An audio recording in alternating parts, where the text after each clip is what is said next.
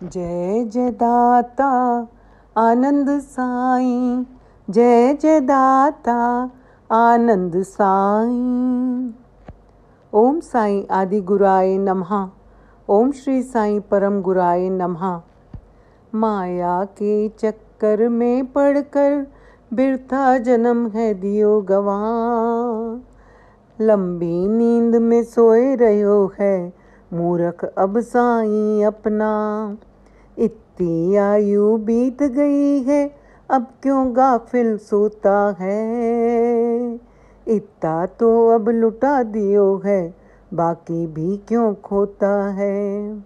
मानव चोला पाकर मूर्ख विषयों में है पड़ा रहा, रास्ता बस अब एक रहो है साईं शरण में लाग सदा, साईं शरण में लाग सदा। ओम साईं कृष्णाय नमः। श्री साईं गीता श्लोक नंबर 1908। श्री साईं गीता के इस परम पावन श्लोक में श्री आनंद साईं जी माया से बचने के लिए समझा रहे हैं। माया का नशा अंत में भारी दुख देता है। हम अपना जीवन व्यर्थ के चक्रों में पड़कर गंवा देते हैं। जीव लंबी नींद में सोता है, यानी कि दुनियादारी में पड़े हुए हैं। दुनिया को खुश करना है, दुनिया की चापलूसी करना है। जो समय ईश्वर को अपनी साईं माँ को खुश करना था, वो समय दुनिया के लिए चला गया। इसे ही लंबी नींद कहते हैं। अब जागे हो तो अपनी साईं माँ को अपना लो। इतनी उम्र बीत गई है तो भटके हुए राही अब जाग जा। इतना तो माया के चक्कर में रहकर गंवा दिया है, बाकी जो बचा है होश में आ जाओ। मानव चूल्हा मिलने के बाद विषय वासनाओं में लिप्त रहे। अब बचने का केवल एक ही रास्ता है, श्री साईं जी की शरण में आ जाओ। वे पतित उद्धारक हैं, बिगड़ी बना देंगे।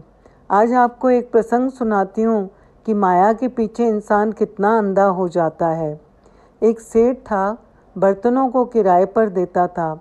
एक बार किसी को किराए पर बर्तन दिए, वह व्यक्ति बर्तन ले गया और किराया दे गया। लेकिन जब उसने बर्तन लौटाए तो 2-3 बर्तन उसे ज़्यादा दे दिए। वह सेठ पूछने लगा कि तुमने ज़्यादा बर्तन क्यों दिए। वह व्यक्ति कहने लगा कि आपने जो बर्तन दिए थे, ये बर्तन उनकी संतानें हैं, इसीलिए इन्हें आप ही संभाल लीजिए। वो सेठ बड़ा खुश हुआ कि यह अच्छा ग्राहक है, एक तो मुझे बहुत फ़ायदा देगा, किराया तो मुझे मिलेगा ही, साथ में फालतू बर्तन भी मिलेंगे। इस तरह चंद दिन बीते, वही आदमी फिर आ गया। लौटते समय थोड़े बर्तन ज़्यादा दे गया।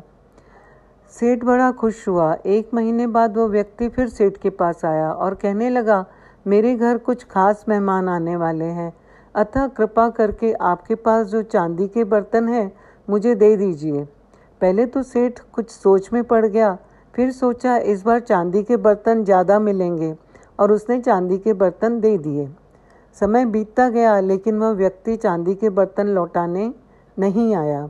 अब सेठ परेशान हो गया और उस व्यक्ति के घर जा पहुंचा। वह व्यक्ति बहुत ही मायूस सा होकर बोला कि सेठ जी, आपने जो चांदी के बर्तन दिए थे उनकी तो मौत हो गई। सेठ बड़ा गुस्से में आया, कहने लगा कि मैं तुझे अंदर करवा दूंगा, कभी बर्तनों की भी मौत होती है। वह व्यक्ति कहने लगा, सेठ जी, जब मैंने कहा था कि बर्तनों की संतानें हो रही हैं, उस वक्त आप ठीक मान रहे थे और खुश होकर बर्तन ले रहे थे। यदि बर्तनों की संतानें हो सकती हैं तो बर्तन की मौत भी हो सकती है। इसी तरह संसार की हालत है। माया के पीछे इंसान इतना अंधा हो जाता है कि उसे कुछ समझ में नहीं आता है कि वह क्या कर रहा है। वह अपनी विवेक बुद्धि खो देता है। संत महात्मा समझाते हैं, चेतावनी देते हैं कि माया के चक्कर में पड़कर सत्य को मत छोड़ो, नहीं तो बाद में पछताना पड़ेगा। समय रहते श्री साईं माँ की शरण में आ जाओ। ओम साई राम, जय साई राम।